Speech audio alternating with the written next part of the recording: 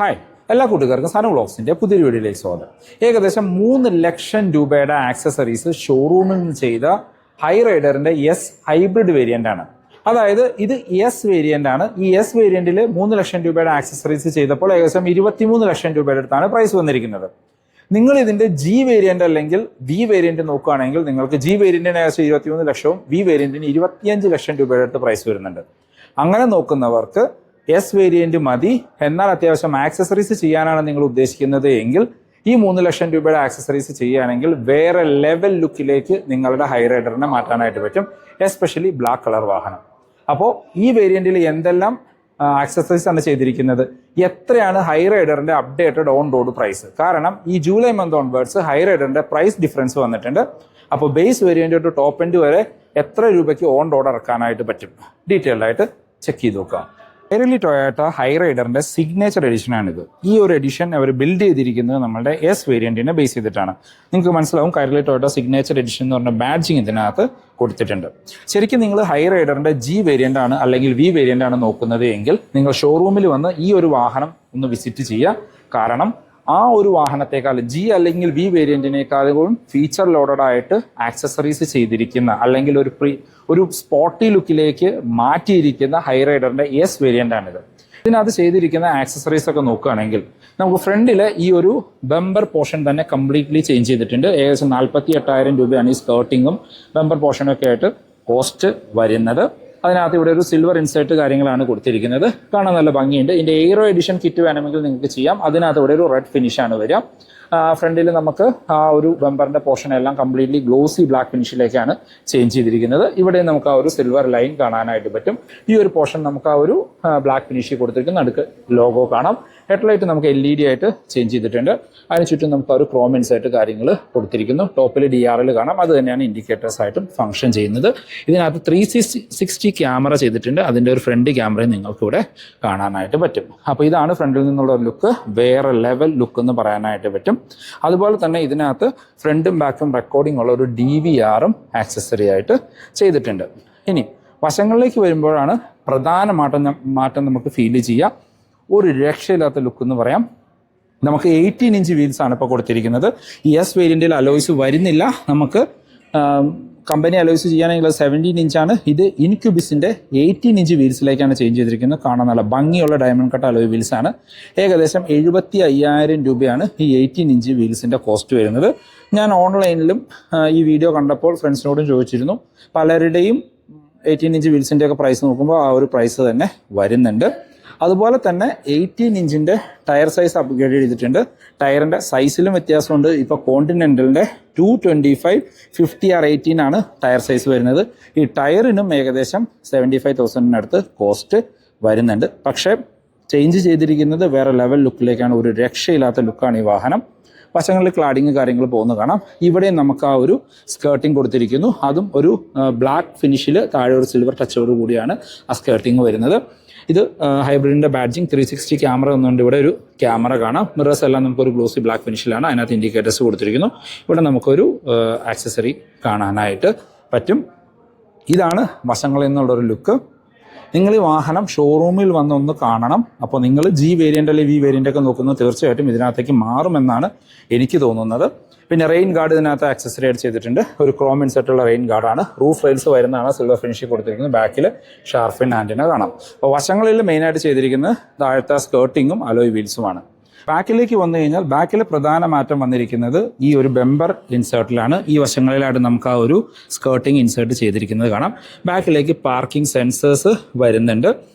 വേറെ പ്രധാന മാറ്റം എന്നൊന്നും എടുത്തു പറയാനില്ല. പിന്നെ കുറച്ച് ക്രോം ഇൻസേർട്ടാണ് വന്നിരിക്കുന്നത്. ഇവിടെ നമുക്കൊരു ക്രോം ഇൻസേർട്ട് കൊടുത്തിരിക്കുന്നു. ഇവിടെ നമുക്ക് ആ ഒരു ക്രോം ഇൻസേർട്ട് കാര്യങ്ങൾ കാണാം. ബാക്കിയെല്ലാം നമുക്ക് നോർമൽ ഹൈ റൈഡർ എസ് വേരിയന്റിന് സിമിലർ ആണ്. റിവേഴ്സ് 360 ക്യാമറ വന്നുകൊണ്ട് നമുക്ക് ഇവിടെ ഒരു അഡീഷണൽ ക്യാമറ കാണാനായിട്ട് പറ്റും. മറ്റ് ഫീച്ചേഴ്സ് നോക്കുകയാണെങ്കിൽ നമുക്ക് വൈപ്പർ വരുന്നില്ല എന്നുള്ളത് മാത്രമാണ് ഈ വാഹനത്തിലൊരു കുറവായിട്ട് നമുക്ക് ബാക്കിൽ നിന്ന് പറയാനായിട്ട് പറ്റാം. ഇവിടെ നമുക്ക് നമ്മുടെ 360 DVR-ന്റെ ഒരു ബാക്ക് ക്യാമറ കാണാം. ഹൈ മൗണ്ടർ സ്റ്റോപ്പ് ലാമ്പ് കൊടുത്തിരിക്കുന്നു. LED ടൈൽ ലൈറ്റ് ആണ്. സ്റ്റോപ്പ് ലൈറ്റ് ഇവിടെ ഫംഗ്ഷൻ ചെയ്യുന്നത് കാണാം. ഇൻഡിക്കേറ്റേഴ്സ് റിവേഴ്സ് ലൈറ്റ് രണ്ടും ഹാലജനായിട്ട് കൊടുത്തിരിക്കുന്നു. ഹൈബ്രിഡ് ആണ് അതിൻ്റെ ബാഡ്ജിങ് കൊടുത്തിരിക്കുന്നു. സിഗ്നേച്ചർ എഡിഷൻ അത് നമുക്ക് ആ ഒരു നെയിം പ്ലേറ്റ് കാണാനായിട്ട് പറ്റും. ബാക്കിലെ ആ ഒരു ബാക്കിൽ ബമ്പർ യൂണിറ്റിന് താഴെ നമുക്കിവിടെ ഒരു ക്രോമിൻസ് അല്ലെങ്കിൽ ആ ഒരു സിൽവർ ഫിനിഷ് കാണാനായിട്ട് പറ്റും. ഇനി നമുക്ക് ബൂട്ടൊന്ന് ഓപ്പൺ ചെയ്ത് നോക്കാം. മാഗ്നറ്റിക് ബൂട്ട് ഓപ്പണിംഗ് ആണ് കൊടുത്തിരിക്കുന്നത്. നമുക്ക് പാർസൽ ട്രേ ഈ വേരിയൻറ്റിൽ വരുന്നുണ്ട്. നമുക്ക് 60-40 സ്പ്ലിറ്റ് ചെയ്യാൻ പറ്റുന്ന സീറ്റുകളാണ്. 3 പേർക്കുള്ള അഡ്ജസ്റ്റബിൾ ഹെഡ് റെസ്റ്റ് കാണാം. ബാക്കിലേക്ക് ബൂട്ട് ലൈറ്റ് ഇതിനകത്ത് ഉൾപ്പെടുത്തിയിരിക്കുന്നു. 12 വോൾട്ടിൻ്റെ ചാർജിങ് ബോട്ടും കാണാനായിട്ട് പറ്റും. ബൂട്ട് സ്പേസ് കാര്യങ്ങളെല്ലാം ഹൈബ്രിഡ് ആയതുകൊണ്ട് കുറവാണ്. നമ്മളുടെ ഗ്രാൻഡ് വിറ്റാര ഡെൽറ്റ പ്ലസ് വേരിയൻറ്റിന് സിമിലർ ആയിട്ടുള്ളൊരു വാഹനമാണ് ഹൈറൈഡറിൻ്റെ ES വേരിയൻറ്റ്. ഇനി നമുക്ക് അകത്തു നിന്നുള്ള മാറ്റങ്ങളൊന്ന് ചെക്ക് ചെയ്ത് നോക്കാം. റിക്വസ്റ്റ് സെൻസർ കാര്യങ്ങൾ ഇതിനകത്ത് വരുന്നുണ്ട്. ഈ വേരിയൻറ്റ് ബേസ് വേരിയൻറ്റ് തൊട്ട് റിക്വസ്റ്റ് സെൻസർ കാര്യങ്ങൾ ഹൈറൈഡറിൽ അവൈലബിൾ ആണ്. ഇന്റീരിയറിലേക്ക് നോക്കുകയാണെങ്കിൽ പ്രധാന ഒരു മാറ്റം വന്നിരിക്കുന്നത് നമ്മളുടെ ഒരു പ്രീമിയം സീറ്റ് കവർ വന്നു എന്നുള്ളതാണ്. ഇപ്പോൾ ഡോട്ട് പാഡിലേക്ക് വന്നു കഴിഞ്ഞാൽ നമുക്ക് ആ ഒരു സീറ്റ് കവറിന് മാച്ച് ആവുന്ന രീതിയിൽ ഇവിടെ ഒരു ലെതർ ഇൻസേർട്ട് കൊടുത്തിരിക്കുന്നു. അത് ആക്സസറി വന്നതാണ്. അതിനകത്ത് ഒരു വൈറ്റ് സ്റ്റിച്ചിങ് കാര്യം കൊടുത്തിട്ടുണ്ട്. ഇവിടെ എല്ലാം നമുക്ക് ആ ഒരു ഗ്രേ ഫിനിഷ് കാണാനായിട്ട് പറ്റും. 4 ഡോർ പവർ വിൻഡോയുടെ കൺട്രോൾ, ലോക്ക് ആൻഡ് അൺലോക്ക് അങ്ങനെ ഫീച്ചേഴ്സ് എല്ലാം വരുന്നുണ്ട്. അകത്ത് ഇവിടെ ഒരു സിൽവർ ഫിനിഷ് കൊടുത്തിട്ടുണ്ട്. ഇവിടെ ഹൈറൈഡർ എന്ന് പറഞ്ഞ സ്കഫ് പ്ലേറ്റ് കാണാം. അത് ഇലുമിനേഷനോട് കൂടിയാണ് വരുന്നത്. ഇവിടെ നമുക്കൊരു സ്കഫ് പ്ലേറ്റ് കൊടുത്തിരിക്കുന്നു. നല്ല പ്രീമിയം ലുക്കിംഗ് ആയിട്ടുള്ള ലെതറിഡ് സീറ്റുകളാണ് വരുന്നത്, അല്ലെ സീറ്റ് കവറുകളാണ് കൊടുത്തിരിക്കുന്നത്. അതിനകത്തൊരു വൈറ്റ് പൈപ്പിങ്സ് കാര്യങ്ങളെല്ലാം കൊടുത്ത് ഒരു പക്ക പ്രീമിയം ലുക്കിംഗ് സീറ്റ് എന്ന് പറയേണ്ടി വരും. ഇതിനകത്ത് നമുക്കൊരു 3D മാറ്റ് ആക്സസറി ആയിട്ട് ചെയ്തിട്ടുണ്ട്. ഇവിടെ ഹുഡ് ഓപ്പൺ ചെയ്യാൻ, ഫ്യൂൽ ലിഡ് ഓപ്പൺ ചെയ്യാൻ ഓപ്ഷൻ കൊടുത്തിട്ടുണ്ട്. ഹെഡ്ലൈറ്റ് ലെവൽ അഡ്ജസ്റ്റ് ചെയ്യാനുള്ള ഓപ്ഷൻ കാണാം. നമ്മളുടെ പുഷ് ബട്ടൺ സ്റ്റാർട്ട് കൊടുത്തിരിക്കുന്നു. അതുപോലെ തന്നെ എടുത്തു പറയേണ്ട ഒരു കാര്യമാണ് ഈ head up display. Head up ഡിസ്പ്ലേയും ഇതിനകത്ത് ആക്സസറി ആയിട്ട് ചെയ്തിരിക്കുന്നതാണ്. ഹൈബ്രിഡ് വേരിയൻറ്റിൻ്റെ ഇൻറ്റീരിയറിലെ മാറ്റങ്ങൾ നോക്കുകയാണെങ്കിൽ ഈ സിഗ്നേച്ചർ എഡിഷനിലേക്ക് വന്നപ്പോൾ ഈ ഒരു സെൻറ്റർ പോർഷനിൽ നമുക്ക് ഈ ഒരു സീറ്റ് കവറിനോട് മാച്ച് ആവുന്ന രീതിയിലുള്ള ലെതർ ഫിനിഷ് വരുന്നുണ്ട്. സോഫ്റ്റ് ടച്ച് ആണ്. അതിനകത്തൊരു സ്റ്റിച്ചിങ് കാര്യങ്ങൾ കൊടുത്തിരിക്കുന്നു. ഡോർ പാഡിലും നമുക്ക് കാണാം. മറ്റ് ഫീച്ചേഴ്സ് എല്ലാം നമ്മളുടെ വേരിയൻറ്റിന് സിമിലർ ആയിട്ടാണ് കൊടുത്തിരിക്കുന്നത്. നമ്മൾ ആദ്യം പറഞ്ഞ പോലെ നമുക്ക് ഇതിനകത്തൊരു ഹെഡ് അപ്പ് ഡിസ്പ്ലേ വന്നു എന്നുള്ളതും നിങ്ങൾക്ക് കാണാനായിട്ട് പറ്റും. സ്റ്റിയറിംഗ് വീലിലേക്ക് വന്നു കഴിഞ്ഞാൽ നമുക്ക് മൾട്ടി ഫംഗ്ഷനുള്ള സ്റ്റിയറിംഗ് വീലാണ്. ടിൽറ്റ് ആൻഡ് ടെലസ്കോപ്പിക് ഓപ്ഷനോട് സ്റ്റിയറിംഗ് വീല് കൊടുത്തിരിക്കുന്നു. ഇടത് വശമായിട്ട് നമുക്ക് ഇൻസ്ട്രുമെന്റ് ക്ലസ്റ്റർ കൺട്രോൾ ചെയ്യാൻ ഓപ്ഷൻ കൊടുത്തിരിക്കുന്നു. പിന്നെ താഴെയായിട്ട് മ്യൂസിക്കിൻ്റെ കൺട്രോൾസും ഇവിടെ നമുക്ക് ക്രൂസ് കൺട്രോളിൻ്റെ ഓപ്ഷൻസ് കാണാം. ഫോൺ കൺട്രോൾസ് ഇവിടെ താഴെയാണ് വരുന്നത്. സ്റ്റിയറിംഗ് വീല് നമുക്കൊരു സിൽവർ ഫിനിഷ് സ്റ്റിയറിംഗ് വീലിൽ കാണാം. ഇതിനകത്തൊരു ലെതർ റാപ്പിംഗ് കൊടുക്കാമായിരുന്നു എനിക്കൊന്ന് ഫീൽ ചെയ്തിട്ടു. കാരണം ഇത്രയും ലെതർ ഫിനിഷ് കാര്യങ്ങൾ കൊടുത്തപ്പോൾ സ്റ്റിയറിംഗ് വീലും കൂടിയും ലെതർ റാപ്പിംഗ് ചെയ്യാമായിരുന്നു എന്നായിരുന്നു എൻ്റെ ഒരു സജഷനാണ്. ടിൽറ്റ് ആൻഡ് ടെലസ്കോപ്പിക് ഓപ്ഷനോട് സ്റ്റിയറിംഗ് വീലാണ്. ഇടത് വശം നമുക്ക് വൈപ്പറിൻ്റെയും വലത് വശം ഹെഡ്ലൈറ്റിൻ്റെ കൺട്രോൾസും കാണാം. ഇൻസ്ട്രുമെന്റ് ക്ലസ്റ്ററിലേക്ക് വന്നാൽ ഫുള്ളി ഡിജിറ്റൽ ആയിട്ടുള്ള ക്ലസ്റ്റർ യൂണിറ്റാണ് കൊടുത്തിരിക്കുന്നത്. ഇപ്പോൾ സ്റ്റാർട്ടിങ്ങിലാണ് EV മോഡിലാണ്. ഈക്കോ മോഡ് എന്നൊക്കെ നിങ്ങൾക്ക് മോഡുകൾ കാണാനായിട്ട് പറ്റും. ഡ്രൈവ് മോഡുകൾ ഇതിനകത്ത് ഈക്കോ സ്പോർട്ട് എന്ന് പറയുന്ന ഡ്രൈവ് മോഡുകൾ കാണാം. Eeco sport, power and city അങ്ങനെ 3 ഡ്രൈവ് മോഡുകളാണ് കൊടുത്തിരിക്കുന്നത്. അത് കാണാൻ നല്ല ഭംഗിയുള്ള അനിമേഷനോടുകൂടി കൊടുത്തിരിക്കുന്നു. ബാക്കി ഇൻഫർമേഷൻസ് എല്ലാം നമ്മളുടെ ഗ്രാൻഡ് വിറ്റാര ഹൈബ്രിഡിൽ കണ്ട സെയിമുള്ള ഇൻഫർമേഷൻ തന്നെയാണ് ഇതിനകത്ത് ഫുള്ള് വരുന്നത്. ഫുള്ളി ഫങ്ഷണലാണ്. അത്യാവശ്യം വേണ്ട എല്ലാം നല്ല റീഡബിൾ ആയിട്ട് കൊടുത്തിരിക്കുന്നു. സെൻറ്ററിലേക്ക് വന്നു കഴിഞ്ഞാൽ 7 ഇഞ്ചിൻ്റെ സ്ക്രീനാണ്. ഈ സ്ക്രീനിലേക്ക് തന്നെയാണ് നമ്മുടെ 360 ക്യാമറ ആഡ് ഓൺ ചെയ്തിരിക്കുന്നത്. അതുകൊണ്ട് വേറെ സ്ക്രീന് കാര്യങ്ങളൊന്നും മാറ്റുന്നതായിട്ട് വരുന്നില്ല.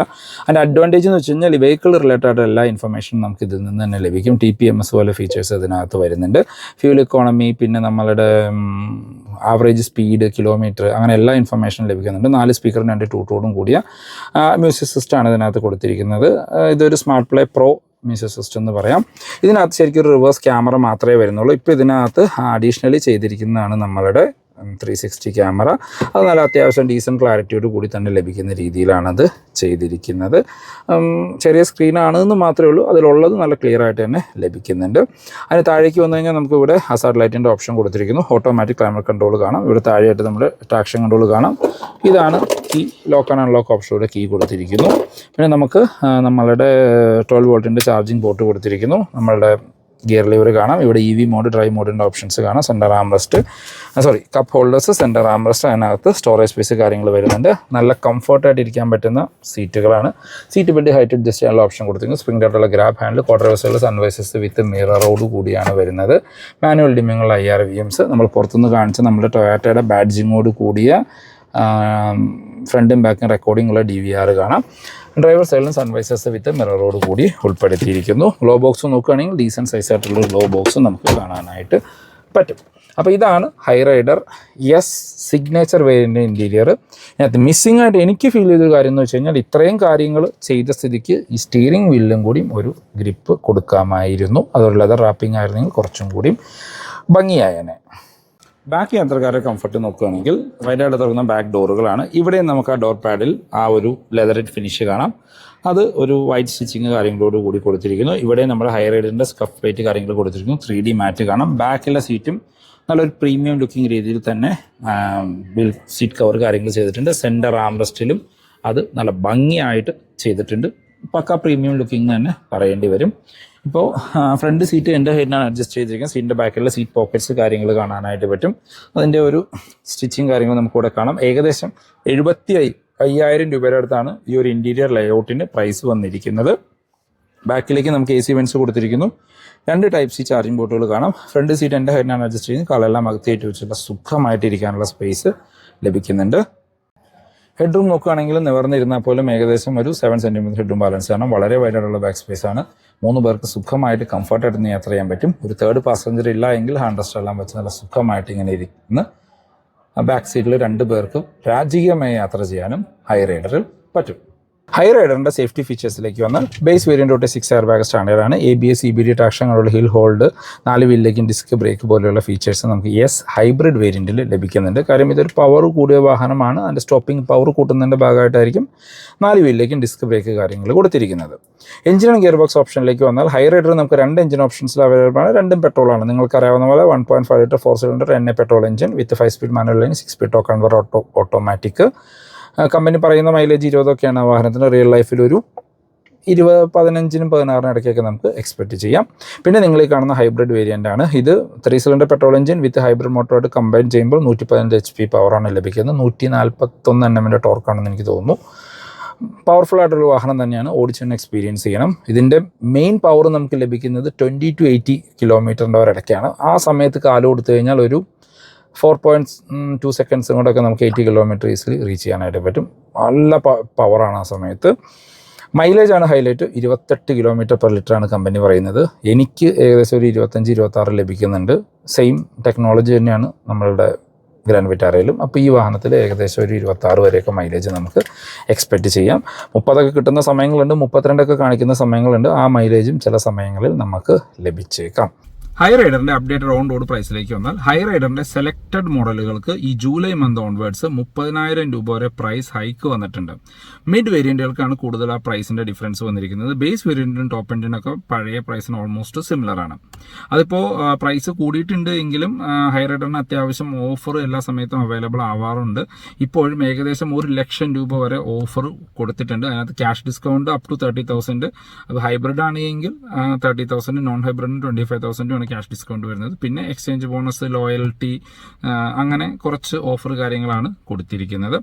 ഇപ്പോൾ ബേസ് വേരിയന്റ് നമുക്ക് 11,31 എക്സ്-ഷോറൂം പ്രൈസ് വരുന്നത്. ഓൺ റോഡിലേക്ക് വരുമ്പോൾ 13,70,000 രൂപ. ഞാൻ ഈ പറയുന്ന പ്രൈസിൽ അഡീഷണലി വേറെ ഒന്നും ഇപ്പോൾ T-ഗ്ലോസ് കിറ്റോ അല്ലെങ്കിൽ എക്സ്റ്റൻഡഡ് വാറന്റിയോ അങ്ങനെ സംഭവങ്ങളൊന്നും ആഡ് ചെയ്തിട്ടില്ല.